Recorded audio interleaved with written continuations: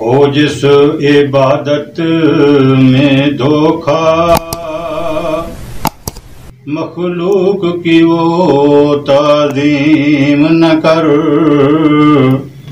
जो खास खुदा का हिस्सा है, बंदों में उसे तकसीम न कर।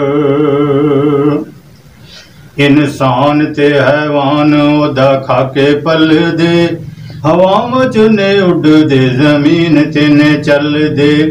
पानियां दे विच मखलूक वसदी, बिना हत्थां पैरां मच्छी तेज नसदी।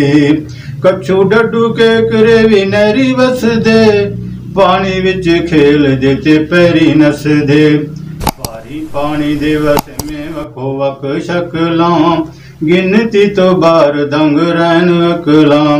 गुआ सप सानिया जमीन लब लई, खुड्डां विच रह के ते सकीम लब लई। खुड्डां च कमांदे कि तो खांदे पींदे ने, अल्लाह जाने केड़े सुखां नाल जींदे ने। सुनो एक होर भी मिसाल सोहणियो, दसां अल्लाह पाक दा कमाल सोहणियो। लकड़ां दे विच सिख गुण पलदी, केड़ी जात उत्थे दाना पानी गलदी।